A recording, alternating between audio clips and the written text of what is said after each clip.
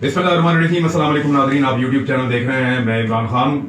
बेकारियों को आका का पहला जो पैगाम है वो आ गया है। आका का पहला हुक्म जो है वो पहुंच गया है और ये बहुत सारे दुनिया भर के अखबार में छपा है कि हमारे आका ने हमें क्या कहा है। इंडिया के वजीर आजम नरेंद्र मोदी और अमेरिका के सदर जो बाइडन, उनके दरमियान 1 घंटे तक वर्चुअल मीटिंग हुई है और उस मीटिंग के बाद एक ज्वाइंट स्टेटमेंट जारी किया गया है।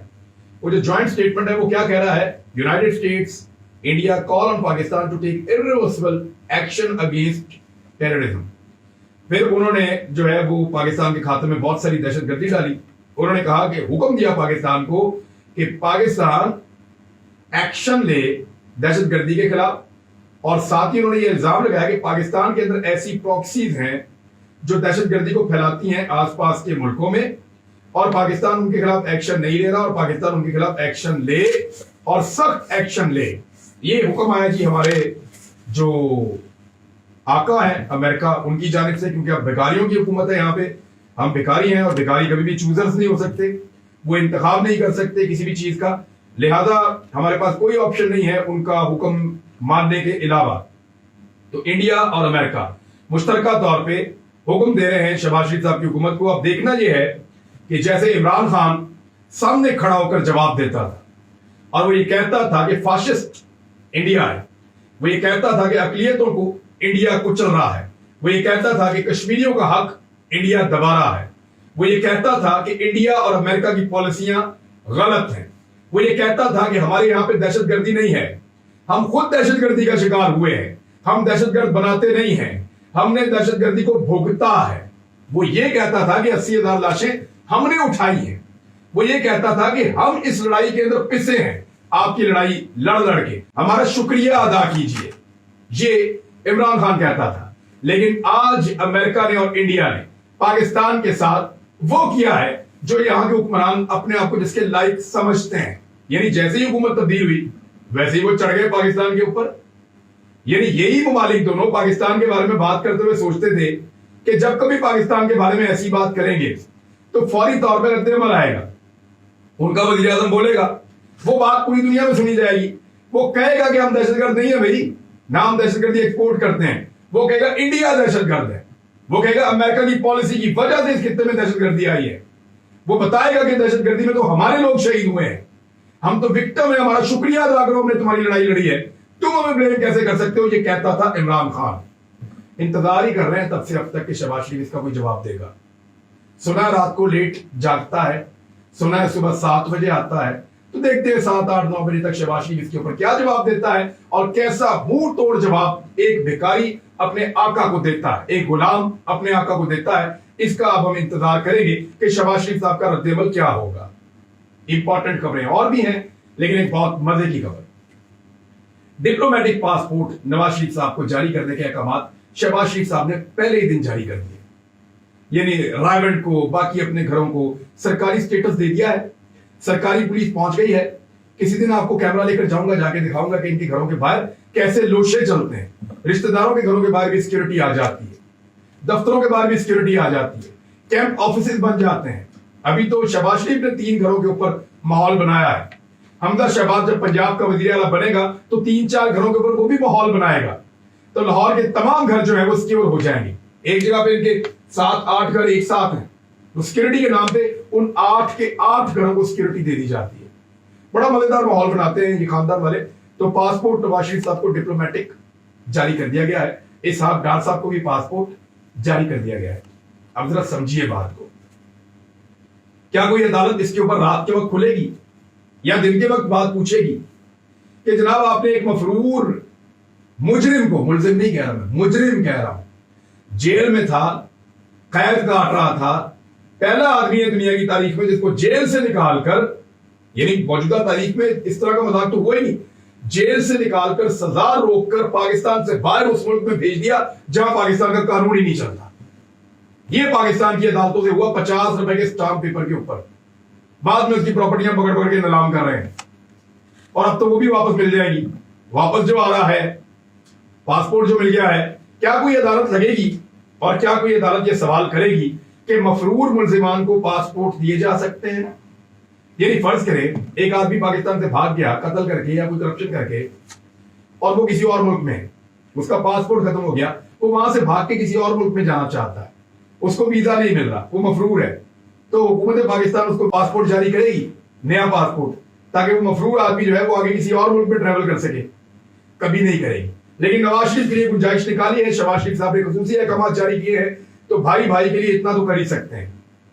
अब नवाज शरीफ साहब को इज्जत के साथ पासपोर्ट मिलेगा, डिप्लोमेटिक पासपोर्ट के ऊपर वो सऊदी अरब जाएंगे, उमरा करेंगे, फिर दुनिया के जिस मुल्क में जाएंगे वो जाना चाहेंगे, जहां चाहेंगे वो फिरेंगे, और जब दिल करेगा पाकिस्तान वापस आएंगे। लेकिन उनके वापस आने से पहले एक बहुत बड़ा इंतजाम किया जाएगा सरकारी सतह पे कि उनको रिसीव करने के लिए जो है वो लोग पहुंचे और उनका इस्तकबाल शाया निशान किया जाए। उसके लिए तैयारियां जो है वो बड़ी लंबी चौड़ी की जाएंगी। तो ये तो मियां नवाज शरीफ साहब को पासपोर्ट जारी हो गया। पाकिस्तानियों को बहुत बहुत मुबारक हो, भिखारियों को बहुत बहुत मुबारक हो कि भिखारियों की हुकूमत जो है वो काम दिखा रही है। इसके बाद जो है स्पीकर का मरासला जो है वो चीफ जस्टिस तक पहुंच गया है। डिप्टी स्पीकर ने जो मरासला लिखा था, यानी एक लेटर बना के उसके ऊपर लिख के दिया था कि चीफ जस्टिस के पास जा रहा है, और उसके अंदर वो असल खत की वो मौजूद थी जो जो जो पहुंचनी है, असल एक लेटर मौजूद था जो पहुंचना है चीफ जस्टिस तक। और वो जो है उसकी खबर के मुताबिक यह कि कायम मकाम स्पीकर की जानिब से भेजा गया गैर मुल्की मरासला सुप्रीम कोर्ट को मौसूल भी हो गया है। यानी कासिम सूरी ने उसको भिजवा दिया और सुप्रीम कोर्ट को मौसूल हो गया है। इसमें कहा गया है कि चीफ जस्टिस पाकिस्तान एक जुडिशियल कमीशन बनाए इस मामले के ऊपर, और मैंने इस लेटर की वजह से या इस बैरूनी मुदाखलत की वजह से वो रूलिंग दी थी जिसके खिलाफ सुप्रीम कोर्ट ने बाद में फैसला दिया। तो भारत अब सुप्रीम कोर्ट इसके ऊपर क्या करता है, चीफ जस्टिस ऑफ पाकिस्तान इसके ऊपर क्या एक्शन लेते हैं, ये आने वाले वक्त में पता चलेगा। लेकिन उनके ऑफिस को ये लेटर मौसूल हो गया है, और कासिम सूरी ने ट्वीट करते हुए बताया कि मेरी हदायत पर कौमी असम्बली की जानिब से भिजवाया गया खुफिया सील शुदा मुरासला, जिसमें वादे तौर पर लिखा हुआ है कि अदम एतमाद कामयाब हुई तो माफ़ी, वरना पाकिस्तान को संगीन नताइज का सामना करना होगा। Chief justice supreme court office को मौसूल हो गया है। मुअज़्ज़िज़ अदालत आलिया से मेमोगेट तर्ज कमीशन बनाकर इंक्वायरी करवाने की उम्मीद है। तो ये एक और खबर है। एक और खबर मैं आपको दिखाता हूँ, जरा विजुअल आप देखिए, इससे आपको पता चलेगा कि पाकिस्तान के अंदर किस तरह जब निज़ाम तब्दील होता है, हुकूमत तब्दील होती है, तो किस तरह लोग अपनी अखलाकियात भूल जाते हैं। शौकत खानम अस्पताल किसी का प्राइवेट अस्पताल तो नहीं है। शौकत खानम अस्पताल कोई कमाई के लिए तो अस्पताल नहीं है, ना उससे कोई अपना घर चलाता है। वहाँ गरीबों का इलाज होता है और कैंसर का इलाज होता है। इसके जो बैनर्स लगे हुए थे रावलपिंडी में, उनको देखें कैसे उखाड़ा जा रहा है। ये देखिए, रमज़ानुल मुबारक में इनको ज़कात इकट्ठी होती है शौकत खानम को, और उससे कैंसर के मरीज़ों का इलाज होता है। तो इस मरतबा ये किया जा रहा है कि रमज़ानुल मुबारक में ही, अभी महीना पूरा भी नहीं हुआ, तो शौकत खानम के जितने भी बैनर्स लगे हुए हैं, जितने भी ये इश्तिहार लगे हुए हैं कि शौकत खानम को आप ज़कात दें, बच्चों का आप इलाज करवाएं, कैंसर के मरीज़ों की आप मदद करें, वो सारे उखाड़ के फेंके जा रहे हैं और सरकारी गाड़ी ये काम कर रही है। तो ये आपने देख लिया कि शहबाज शरीफ साहब ने कहा बदला नहीं लूंगा, तो बदले का आगाज़ किस अंदाज में हुआ है इसको आप देखिए कि शौकत खानम अस्पताल से बदला लिया जा रहा है। ये अस्पताल तो गरीबों का इलाज करता है, अमीरों का भी करता है, कैंसर के मरीजों का इलाज करता है, अस्पताल से बदला ले रहे हैं। अंदाजा कीजिए। अगली खबर है जनाब, सोशल मीडिया अकाउंट्स के ऊपर जो ट्रेंड चल रहे हैं उसमें जिन लोगों को गिरफ्तार किया गया, गिरफ्तार लोगों का ताल्लुक ज़्यादातर पाकिस्तान तहरीक इंसाफ से था। इमरान खान साहब ने कहा कि उनको कानूनी मदद दी जाए, लेकिन FIA के ज़राए ने यह कन्फर्म किया है कि जितने भी ट्रेंड चल रहे हैं इसमें पॉलिटिकल ट्रेंड के अंदर ये लोग काम कर रहे हैं। ख़ास तौर पे इम्पोर्टेड हुकूमत नामंजूर, इस ट्रेंड के ऊपर ये लोग काम कर रहे हैं। पॉलिटिकल ट्रेंड्स के अंदर इनका हिस्सा है, लेकिन फ़ौज मुखालिफ ट्रेंड्स को ना तो बनाने में, ना उनको चलाने में, ना उनको प्रमोट करने में ये सोशल मीडिया एक्टिविस्ट हिस्सा डाल रहे थे। यानी या तो फिर दो चीज़ें हो सकती हैं ना, या तो ये सारे के सारे ऑर्गेनिक हैं, लोगों का रद्द-ए-अमल या गुस्सा है, या लोगों की मिसअंडरस्टैंडिंग है जिसके ऊपर वो इस किस्म के ट्रेंड चला रहे हैं, तो या फिर इसको कोई हैंडल कर रहा है। तो मेरी असेसमेंट के मुताबिक जो लोग भी पाकिस्तान से दुश्मनी करते हैं, क्योंकि पाकिस्तान तहरीक इंसाफ के लोग इस वक्त बहुत गुस्से में हैं, वो इदारों को भी जिम्मेदार समझते हैं और वो ये कहते हैं कि इदारों को बैरूनी मुदाखलत रोकनी चाहिए थी। उनका ये कहना है। इदारों ने कहा कि हम न्यूट्रल हैं, हम इस मामले में आते ही नहीं हैं, लेकिन क्योंकि बैरूनी मुदाखलत की बात होगी तो इसलिए लोगों को लगता था कि बैरूनी मुदाखलत है तो फिर इदारों का काम था कि उसको रोकते। अब ये लोगों को लगता है इस पे वो रद्द-ए-अमल दे रहे हैं। बहुत सारे लोग जो मैं मिला बाहर आए, जिनके इंटरव्यूज आ रहे हैं, वो यही बात बार बार करते हैं। लेकिन हमारा ये मानना है कि इदारों के ऊपर तज़हीक नहीं होनी चाहिए, उनको टारगेट नहीं किया जाना चाहिए। अब इस पे बहुत मुमकिन है कि पाकिस्तान के जो दुश्मन एलिमेंट हैं वो इसको इनिशिएट करते हो ऐसे किसी ट्रेंड को, और फिर बहुत सारे लोग जो हैं जो गुस्से में हैं या जो शिकवा कर रहे हैं वो इसको फॉलो करने लग जाते हैं। लेकिन पाकिस्तान तहरीक इंसाफ के जो अकाउंट्स हैं या इमरान खान साहब के जो हैंडलर्स हैं, जो सोशल मीडिया एक्टिविस्ट हैं, जो उनके बहुत करीब हैं या उनके साथ राब्ते में रहते हैं, उनकी सोशल मीडिया टीम के साथ ही चलें राब्ते में रहते हैं, उन लोगों के पास से ऐसी कोई चीज़ नहीं मिली जिस पे यह साबित हो कि पाक फौज के खिलाफ या इदारों के खिलाफ डेलिबरेटली वो ट्रेंड चला रहे हैं। ये अभी तक जो है सोर्सेज से इंफॉर्मेशन आ रही है।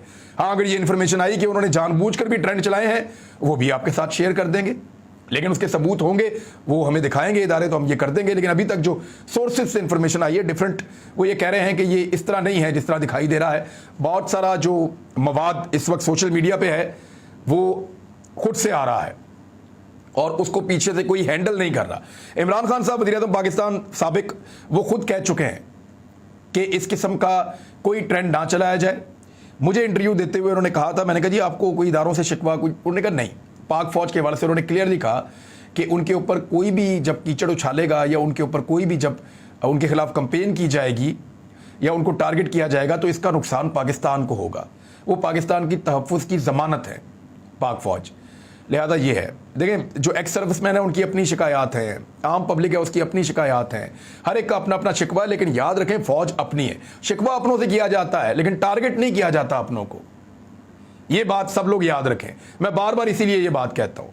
और मुझे तो शक है वो जो परचम जलाने वाली जो वीडियो है वो गालिबन कोई अफगानी लगता है, यानी यहाँ पीटीएम टाइप के लोग जो अफगानिस्तान से आए हुए हैं स्पॉन्सर्ड, जो इंडिया के साथ बहुत खुश रहते हैं, पाकिस्तान के खिलाफ माजी में इनको बड़ी तकलीफ थी पाकिस्तान के मामलात में, तो अशरफ गनी टाइप के जो करैक्टर्स हैं, हमदुल्ला मुहिब टाइप के जो करैक्टर्स हैं, वो इस तरह की चीज़ों को फैला के पाकिस्तानियों के अंदर नफरत पैदा करना चाहते हैं।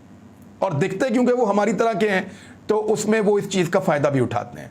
मेरे ख्याल में हमें बहुत बारीकी से इन चीज़ों को देखना चाहिए, आपस में लड़ाई झगड़े से गुरेज करना चाहिए। और बहुत मुमकिन है कि अगर ये चीज़ बढ़ती चली गई या अगर लगातार गिरफ्तारियां हुई, लोगों को गायब किया गया, सहाफ़ियों के ऊपर जो है वो पाबंदियां लगाई गई, उनको नौकरियों से फारिग किया गया, उनको गिरफ्तार किया गया, तो ये वो सूरत हाल पैदा हो जाएगी जिसमें हालात ज़्यादा ख़राब हो जाएंगे। और ये जो अभी चीज़ हो रही है ये कम नहीं होगी, उससे बढ़ेगी। तो आग के ऊपर तेल नहीं डालना, आग के ऊपर पानी डालना है, उसको ख़त्म करना है। इमरान खान साहब कल जब जलसा करने जा रहे हैं, बहुत मुमकिन है कि वहाँ पे वो कुछ इस बारे में शायद बात भी करें।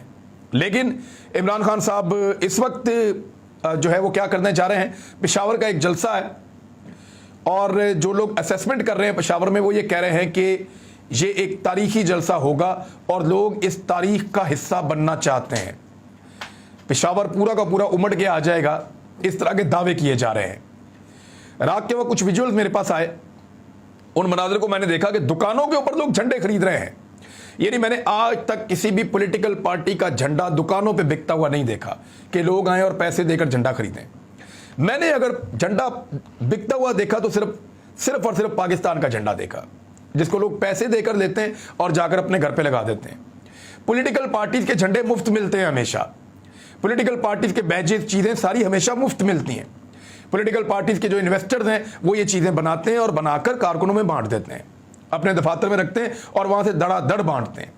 ये ऐसे होता है। लेकिन पेशावर से ये मनाज़िर मैंने पहली दफ़ा देखे कि पॉलिटिकल पार्टीज के कारकुन, नौजवान बहुत बड़ी तादाद में दुकानों पे खड़े और दुकानों पे जो झंडे पीटीआई के पड़े हुए हैं वो खरीद रहे हैं, टोपियां खरीद रहे हैं, झंडे खरीद रहे हैं, चीज़ें खरीद रहे हैं, बैजेस खरीद रहे हैं। ये पाकिस्तान तहरीक इंसाफ के लोग हैं। यानी वहां पे झंडा भी बिक रहा तहरीक इंसाफ का। अब आप अंदाजा करें कि इनकी वैल्यू कितनी बड़ी है इस सारे इवेंट के बाद। ये जिसने भी डिज़ाइन किया है ना, उसने इमरान खान के साथ नेकी की है। चाहे अमेरिका ने डिज़ाइन किया है, उनके साथ जो अंदरूनी हैंडलर्स हैं उनको सोच लेना चाहिए था पॉलिटिकल पार्टीज़ को कि आप करने क्या जा रहे हैं। पॉलिटिकल पार्टीज को सोचना चाहिए था कि ये करने के बाद वो इमरान खान को कितना मकबूल कर देंगे। वो जिन लोगों ने भी ये सारा खेल खेला उनको खेल तो नज़र आ रहा था, खेल का नतीजा भी नज़र आ रहा था, लेकिन ये नहीं पता था कि दूसरा प्लेयर कितना ताकतवर हो जाएगा और अवाम कितनी बड़ी तादाद में उसके साथ खड़ी हो जाएगी। अब आज का जलसा आप पीटीआई का देखिएगा और याद रखिएगा ये जलसा पुराने सारे जलसों के रिकॉर्ड तोड़ देगा।